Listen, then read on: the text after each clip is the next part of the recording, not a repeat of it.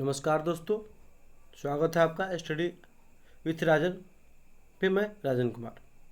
जैसे आप लोगों को पता है कि हम लोग लुसेंट का सीरीज चला रहे हैं जो अब अंतिम अवस्था में है। यहाँ से आपका शुरुआती जो वीडियो है उसमें आवाज़ थोड़ा मेरा कम आया है, तो हम हो सकता है उसका वीडियो को मतलब डिलीट या फिर से दूसरा वीडियो बना के अपलोड कर दें। इस परेशानी के लिए हम आप लोग से क्षमा चाहते हैं। आप लोग थोड़ा सा ईयरफोन लगा के और साउंड मतलब शांत में बैठ के थोड़ा देख सकते हैं, उसको देखिए। परेशानी हो रही है, हम उसको अपलोड कर देंगे फिर से। यहाँ से हम 2 3 4 5 वीडियो पहले से वहाँ से हम रिकॉर्ड करने का थोड़ा परिवर्तन किए हैं। कल से मेरा साउंड और अच्छा आएगा नेक्स्ट वीडियो से, क्योंकि माइक का हम ऑर्डर कर दिया, माइक पर आ जाएगा। तो आप यहाँ से लुसेंट का सीरीज हम चला रहे हैं जिसमें आप लोग को जो इम्पोर्टेंट चीज़ है उसको हाईलाइट कर रहे हैं, जिसके बारे में समझा रहे हैं और क्या पढ़ना है क्या छोड़ना है उसको बता रहे हैं। निश्चित ही आप लोग को मेरे वीडियो से फ़ायदा होगा, मेरे अनुभव का होता है। अगर आप लोग को लगे कि फ़ायदा हो रहा है तो लाइक कीजिए, सब्सक्राइब कीजिए मेरा चैनल, और क्या कहते हैं कमेंट करके बताइए कि हाँ ठीक है, या कुछ सुधार करना है तो उसके बारे में बताइए। चुपचाप क्यों रहते हैं, गाली दीजिए कमेंट में। नहीं, सुधार करने के लिए बताइए तब ना सुधार करेंगे। चलिए दोस्तों, बिना बात करते हुए आगे बढ़ते हैं हम। खुदीराम बोस जो है, ये आपको सबसे कम उम्र में इनको फांसी दी गई। ये बात एक याद रखिएगा कि सबसे कम उम्र में किस क्रांतिकारी को फांसी की सज़ा दी गई। तो उनका नाम क्या है? खुदीराम बोस। खुदीराम बोस ये आपको मुजफ्फरपुर बम कांड में गिरफ्तार हुए थे। ठीक, इनके साथी जो थे प्रफुल्ल चाकी खुद को सुसाइड कर लिए थे, खुद से गोली मार के आत्महत्या कर ली थी। लेकिन खुदीराम बोस पकड़े गए 1908 में मुजफ्फरपुर के जज किक्सफोर्ड की गाड़ी पर बम फेंकने के आरोप में। लेकिन मारे गए थे कैनेडी की पत्नी और बेटी, जो स्वतंत्रता आंदोलन के आपको समर्थक थे। बाद में इनको क्या किया गया? 1908 में इन्होंने बम फेंका और 1908 ईस्वी में ही क्या हुआ? 11 अगस्त 1908 ईस्वी को इनको फांसी दी गई। डेट याद रखिएगा। प्रथम क्रांतिकारी हैं, जो सबसे कम उम्र के क्रांतिकारी हैं जिनको फांसी दी गई। और इनके साथी प्रफुल्ल चाकी आपको आत्महत्या की है, याद रखिएगा। ठीक, चलिए नेक्स्ट आते हैं हम लोग राजेंद्र प्रसाद। राजेंद्र प्रसाद कर रहे हैं, राजेंद्र लड़िया। ये आपको कंकोरी जो कांड हुआ था डकैती गाड़ी का में, उसी के सिलसिले में गिरफ्तार हुए थे। बस ये इतना याद रखिएगा कि कंकोरी कांड से संबंधित है, इनको फांसी की सजा दी गई। चलिए नेक्स्ट आते हैं राम प्रसाद बिस्मिल्ला। इनको भी कंकोरी संयंत्र में के आरोप में गिरफ्तार किया गया था और इनको भी आपको फांसी दे दी गई। बस इतना ही याद रखना है कि कंकोरी संयंत्र से संबंधित थे राम प्रसाद बिस्मिल। ऐसा माना जाता है कि इन्होंने ही इस कंकोरी कांड का संयंत्र के लिए मतलब प्लान बनाए थे। ठीक, चलिए अशफाक उल्ला खां, ये भी आपको कंकोरी कांड डाक गाड़ी डकैती केस में गिरफ्तार हुए थे और इनको भी फांसी दी गई। संभवतः ये पहले मुसलमान थे जिन्होंने आपको क्रांतिकारी गतिविधियों के लिए फांसी के तख्ते पर झूले, याद रखिएगा। उधम सिंह आपको ये जो थे आपको पंजाब के रहने वाले थे। पंजाब में जलियांवाला बाग हत्याकांड किया था, जिसका मुख्य आरोपी माइकल ओडायर था। कौन था मुख्य आरोपी? Michael O'Dwyer. तो ये 20 सालों के बाद 20 साल तक बदले की भावना की जलन इनकी दिल में धड़कती रही और 20 से 21 साल के बाद ये पूरा कर लिए। लंदन में माइकल ओडायर को गोली मार के हत्या कर दिया और उनको बाद में फांसी सजा हुई। तो उधम सिंह क्या किए? लंदन में माइकल ओडायर को गोली मार के हत्या की थी। इतना बात आप लोग याद रखिए। यहाँ से भगत सिंह का नाम कौन नहीं जानता है? सड्डस की हत्या, पीछे बहुत बार इनका नाम चर्चा किए हैं। तो सड्डस की हत्या के आरोप में गिरफ्तार हुए। लाहौर संत के तहत इनको ऊपर केस चलाया गया और अपने साथियों के साथ भगत सुखदेव राजगुरु के साथ आपको 23 मार्च 1931 को फांसी की आपको तख्ते पर झूलते हुए शहीद हुए। ठीक, चलिए नेक्स्ट आते हैं सुखदेव। सैंडर्स की हत्या केस में गिरफ्तार हुए थे, इनको भी भगत सिंह के साथ फांसी सजा दी गई। राजगुरु ये भी सैंडर्स की हत्या के केस में गिरफ्तार हुए थे, इनको भी भगत सिंह के साथ आपको फांसी दी गई। नेक्स्ट आते हैं बुकटेश्वर दत्त। ये आपको केंद्रीय असेंबली हॉल में, जो आज संसद है, उसी में बम फेंकने के आरोप में भगत सिंह के साथ ये गिरफ्तार हुए थे। लेकिन इनको उम्र कैद की सजा दी गई, आजीवन कारावास का दंड इनको मिला। ठीक है, इस असेंबली बम कांड में आपको कोई व्यक्ति मारा नहीं गया था, याद रखिएगा। ये 1929 का घटना है। ठीक, चलिए चंद्रशेखर आज़ाद जो थे, आपको इनको कंकुरी डांग गाड़ी डकैती केस में मुख्य आरोपी थे, सावरस की हत्या में भी आरोपी थे, लेकिन एक कभी जिंदा नहीं पकड़े गए। ठीक है, इनको पुलिस ने आपको जिंदा मुर्जा पकड़ने के लिए 30,000 रुपये की घोषणा की थी। 1931 ईस्वी में ब्रिटिश सरकार के साथ, मतलब ब्रिटिश पुलिस के साथ मुठभेड़ में शहीद हुए। कहाँ पे? तो अल्फ्रेड पार्क इलाहाबाद में 1931 ईस्वी में, याद रखिएगा, भगत सिंह के फांसी के कुछ दिन पहले। ठीक, चलिए मास्टर अमित चंद्र, ये आपको दिल्ली षड्यंत्र का केंद्र में गिरफ्तार हुए थे।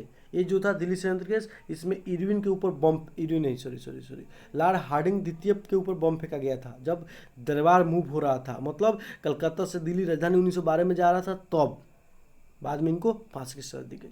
ठीक, अवध बिहारी बोस, ये भी आपको दिल्ली षड्यंत्र केस में गिरफ्तार हुए थे। Next Damodar Chapekar, most important, ये आपको प्लेग फैला था पुणे में, वहाँ पे अंग्रेज अधिकारी के द्वारा जातियाँ की जाती थी, घर में घुसकर कुछ गलत काम भी की जाती थी, जिसके कारण ये लोग घुसा गए। और आपको 1897 ईस्वी में आपको प्लेग कमिश्नर जो थे, रेड और एयरस्ट लेफ्टिनेंट एयरस्ट, दोनों आदमी की हत्या कर दिया। उसी में इन 3 भाई आपको बालकृष्ण चापकर, दामोदर चापकर, वासुदेव चापकर गिरफ्तार हुए और इनको फांसी की सजा दी गई। दोनों यूरोपियों की हत्या आपको जो थी, प्रथम राजनीतिक हत्या थी, याद रखिएगा, भारत में संभवतः प्रथम राजनीतिक हत्या थी।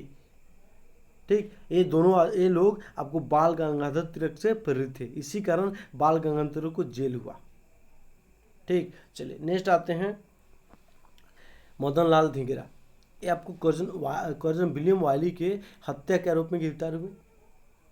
ठीक है, इनको भी 1909 ईस्वी में फांसी की सजा दी गई। 1909 ईस्वी में ही इन्होंने हत्या की थी। तो मदन लाल धिंगरा कर्जन वायली को कब गोली मारे? 1909 ईस्वी में। 1909 ईस्वी में ही फांसी दी गई। ये क्वेश्चन कभी कभी पूछता है। ठीक है, वासुदेव बलवंत फाकड़े, ये भी आपको एक सशस्त्र सेना बनाकर ब्रिटिश सरकार का विरोध करने के कारण गिरफ्तार हुए थे, बहुत पहले 1880 कांग्रेस के गठन के पहले। ठीक है, तो एक क्रांतिकारी थे, याद रखिए, करम दल के उग्रवादी क्रांति थे। नेक्स्ट आते हैं करतार सिंह सरापा। करतार सिंह सरापा जो है लाहौर सैनिक संयंत्र, इसमें क्या किया जाना था? ठीक, लाहौर सैनिक संयंत्र के तहत आपको क्या किया जाना था कि सशस्त्र सेना बना के पूरा देश में विद्रोह कर देना और सशस्त्र संघर्ष करना। इस योजना के तहत गिरफ्तार हुए, गदर पार्टी के सक्रिय सदस्य थे। ठीक, और आपको 1915 में फांसी के तख्ते पर इनको झूलते हुए शहीद हो गए। तो आपको करतार सिंह सरापा किस केस के तहत गिरफ्तार हुए थे? तो लाहौर सैनिक संयंत्र केस, याद रखिएगा। लाहौर सैनिक संयंत्र केस क्या है बता दिए हैं। लाहौर आपको संयंत्र अलग है, जो सरदेश की हत्या हुई थी, उसके तहत आपको भगत सिंह को क्या किया गया था? फांसी की सजा दी गई थी। अनंत कहार है, ये कैप्टन जैक्सन को नासिक में गोली मार के हत्या कर दिए थे। ठीक है, 1910 में। चलिए नेक्स्ट आते हैं सुभाष चंद्र बोस, इनका नाम बहुत बार चर्चा की, इनके बारे में बता दिए हैं। ये आपको आज़ाद हिंद सरकार, अस्थायी सरकार की स्थापना सिंगापुर में किए थे। ठीक, और आपको जब क्या कहते हैं, आपको 1945 में इनकी मृत्यु हो गई, जब इनका विमान आपको टोक्यो की तरफ बढ़ रहा था। नेक्स्ट आते हैं विष्णु गणेश पिंगल, इनकी ज़्यादा आवश्यकता नहीं, विस्फोटक बम के साथ गिरफ्तार हुए और इनको फांसी दे दी गई। नेक्स्ट आते हैं ब्रजकिशोर चक्रवर्ती, इनका भी ज़्यादा आवश्यकता नहीं है। ठीक है, मिदनापुर के जिला मजिस्ट्रेट ब्रज पर गोली चलाने के आरोप में गिरफ्तार हुए। दोनों आदमी की क्वेश्चन पूछने संभावना बहुत कम है। नेक्स्ट आते हैं आपके कुशाल कुंवर, ब्रिटिश सैनिक गाड़ी को पट्टी के उतारने के संदेह में गिरफ्तार हुए, इनको फांसी की सजा दी गई, कोई आवश्यकता नहीं इसका। आशित भट्टाचार्य, हबीबगंज में हुई डाक डकैती तथा हत्या के आरोप में गिरफ्तार हुए, इनको भी फांसी की सजा दी गई, इनको भी आवश्यकता है कोई नहीं है। जगन्नाथ शिंदे हरकिशन, सोलापुर थाने पर हुए हमले का अभियोग लगा के इन्हें बंदी बनाया गया। और जगन्नाथ शिंदे, हरकिशन अलग हैं। तो जगन्नाथ शिंदे जो है सोलापुर थाने पर हुए हमले का आरोप लगा के इन्हें बंदी बनाया गया, बाद में इनको फांसी सजा दी गई, कोई जरूरत नहीं है। हरकिशन 1930 में पंजाब के गवर्नर पर गोली चलाने के आरोप में गिरफ्तार हुए और इनको भी फांसी की सजा दी गई, इनकी भी कोई आवश्यकता नहीं है। तो ये सब क्रांतिकारी के नाम आप नहीं याद रहेगा तो कोई बात नहीं, क्वेश्चन नहीं पूछे गए हैं इधर कभी। सूर्य सेन मास्टर था, ये जो है आपको मोस्ट इम्पोर्टेंट क्रांतिकारी। जिनको हम लोग मास्टर दा के नाम से भी जानते हैं। 1922 ईस्वी में आपको असहयोग आंदोलन से जुड़े थे। ठीक है, ये आपको शिक्षक थे, इसलिए इनको प्यार से मास्टर दा के नाम से जाना जाता था। बाद में कांग्रेस से जुड़े थे, बाद में त्यागपत्र दिए और ब्रिटिश सरकार के विरोध में सशस्त्र विद्रोह करने के लिए शस्त्रागार पर अटैक कर दिए। वहाँ पे मुठभेड़ हुआ। ये इनके लगभग 100 के लगभग सिपाही थे। कुछ लोग मारे गए, अंग्रेजों को भी मारे। इनके बारे में हम कहानी बचपन में पढ़े हुए थे, एक छोटा सा बुक में। क्वेश्चन खूब बनता है। ठीक है, तो 1932 ईस्वी में चटगांव स्थित ब्रिटिश शस्त्रागार पर आक्रमण करने, मतलब हथियार लूटने के लिए आक्रमण किए लोग। उसी के आरोप में अपने एक महिला साथी के साथ गिरफ्तार हुए और इनको 1934 में फांसी की सजा दी गई। तो मास्टर दा किनको कहा जाता है? सूर सिंह। कहाँ से की क्रांति से समय थे? तो बंगाल के चटगांव शस्त्रागार के मुख्य आरोपी सुरजेंद्र सिंह नेता थे। ठीक है, याद रखिएगा। लाला लाजपत राय साइमन कमीशन का विरोध करते हुए पुलिस के द्वारा आपको लाठी के शिकार हुए और बाद में इनकी देहांत हो गया। इन्हीं के हत्या के आरोपी सैडर्स को भगत सिंह और उनके साथी के द्वारा गोली मार के हत्या कर दी गई थी। ठीक है, और बाकी सब इनके बारे में बता दिए हैं। नेक्स्ट आते हैं हम लोग प्रमुख जो नारा है उसके बारे में, कौन क्या बोले हैं, कौन से इंपॉर्टेंट है। तो क्रांतिकारी लोग में जो भी इंपॉर्टेंट है उसको हम एक बार रिविजन कर देते हैं। खुदीराम बोस, राजेंद्र लड़िया, राम प्रसाद बिस्मिल, अशफाकुल्ला खां। खुदीराम बोस के बारे में डिटेल से बता दिए। राजेंद्र सिंह, राजेंद्र लड़िया, राम प्रसाद बिस्मिल, अशफाकुल्ला खां क्या पढ़ना है? जैसे ये लोग आपको कंकोली कांड, डकैती, कंकोली डांगाड़ी डकैती केस से संबंधित थे, इतना बात याद रखना है। तीनों को फांसी हो जाए। उधम सिंह, भगत सिंह, ठीक है, सुखदेव, राजगुरु, और आपको क्या कहते हैं बुकेश्वर दत्त, चंद्रशेखर आजाद, मास्टर अमित चंद्र के बारे में बता दिए हैं। नेक्स्ट हम आते हैं दामोदर चापेकर, इंपॉर्टेंट है। और बिहारी बोस इंपॉर्टेंट नहीं है ज़्यादा। मदन लाल दिनेरा इंपॉर्टेंट है। वासुदेव बुलंद फकड़े, बस इतना याद रखना है कि उग्रवादी क्रांतिकारी थे। करतार सिंह सराफा लाहौर सैनिक संघ के रूप में गिरफ्तार हुए हैं। लाहौर सैनिक संघ क्या है आपको बता दिए। सशस्त्र सैनिक विद्रोह करना था इनका प्लान। पूरे देश में गदर पार्टी से संबंधित थे, ये बात बता दिए। उसके बाद आपको अनंत कहारे जैक्सन की हत्या के रूप में गिरफ्तार हुए।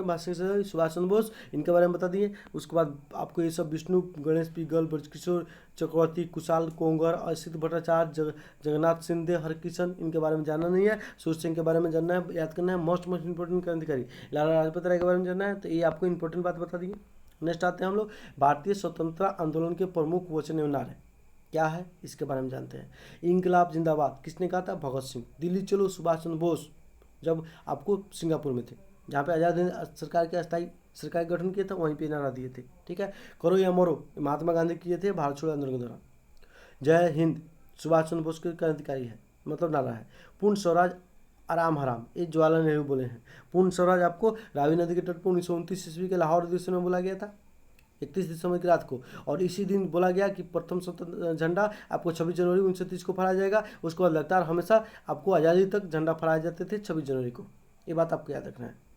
ठीक है, तो प्रथम बार कांग्रेस के अध्यक्षता लाहौर में किए गए थे, कब? 1929 ईस्वी में, याद रखिएगा। नेक्स्ट आते हैं वेदों की ओर लौटो, दयानंद सरस्वती बोले थे। इन्होंने आर्य समाज की स्थापना 1875 ईस्वी में किए थे। जय जवान जय किसान लाल बहादुर शास्त्री, ये आप बोले थे 1965 के युद्ध के समय में। उस समय देश पाकिस्तान से लड़ रहा था, चीन से लड़ा उसके पहले, और उस समय भारत महाखाद्य संकट से जूझ रहा था।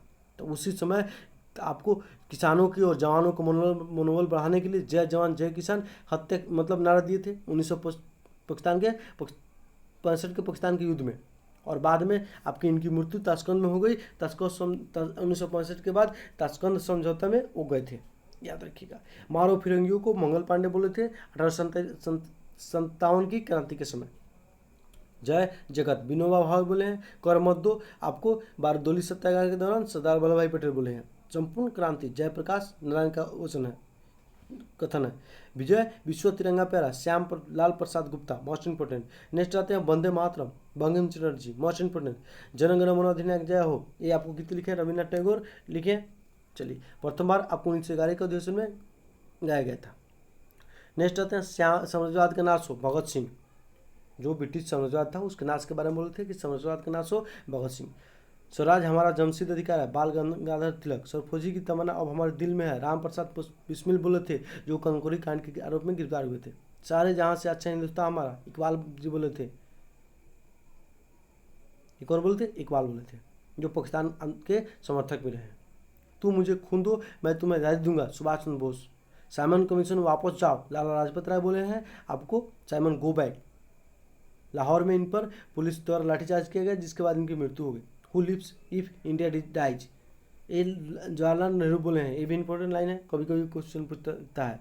और जब इनके लाला लाजपत राय के ऊपर लाठी का प्रहार किया गया था तो उस समय बोले थे, मेरे सिर पर लाठी का एक एक प्रहार अंग्रेज शासन के ताबूत, मतलब ताबूत में लाश को रखे जाने वाला, आपको लकड़ी का बना हुआ होता है, तो ताबूत की अंतिम कील, मतलब उसमें ब्रिटिश सरकार को रख दिया जाएगा और ताबूत को में रख के दफना दिया जाएगा। तो मेरे सिर पर लाठी का एक एक प्रहार अंग्रेज शासन के ताबूत की कील साबित होगी लाला लाजपत राय। मुसलमान मूर्ख थे जो उन्हें सुरक्षा की मांग की, और हिंदू उनसे भी मूर्ख थे जो उन्होंने उस मांग को ठुकरा दिया। कांग्रेस के विभाजन के समय, जब भारत विभाजन के समय जब मतदान हो रहा था कांग्रेस की मीटिंग में, तो वहाँ पे ये बात बोले थे, क्रांतिकारी की तलवार में धार वैचारिक पत्थर पर लगड़ने से आती है, भगत सिंह, याद रखिए, इंपॉर्टेंट। देखिए, भारत छोड़ो आंदोलन को लेकर इतिहासकारों में एक मत नहीं है। कुछ इतिहासकार बोलते हैं कि महात्मा गांधी के स्लोगन है, कुछ बोलते हैं मेहर यूसुफ अली का स्लोगन है। तो अगर भारत छोड़ो आंदोलन के बारे में सबसे पहले कौन बताया था भारत छोड़ो के बारे में, तो अगर दोनों ऑप्शन है महात्मा गांधी मेहर यूसुफ अली, तो मेहर यूसुफ अली के साथ जाइएगा। मेहर यूसुफ अली नहीं रहे तो आप महात्मा गांधी के साथ जा सकते हैं, ठीक है, याद रखिएगा। चलिए, अब ये आपको इतना, यहीं तक वीडियो हम रुकते हैं क्योंकि वीडियो लंबा हो जाएगा। तो आपको इस वीडियो से अगर आपको फ़ायदे होते हैं तो वीडियो को लाइक शेयर सब्सक्राइब कीजिए और सपोर्ट कीजिए हमें, ठीक है दोस्तों। चलिए, नमस्कार।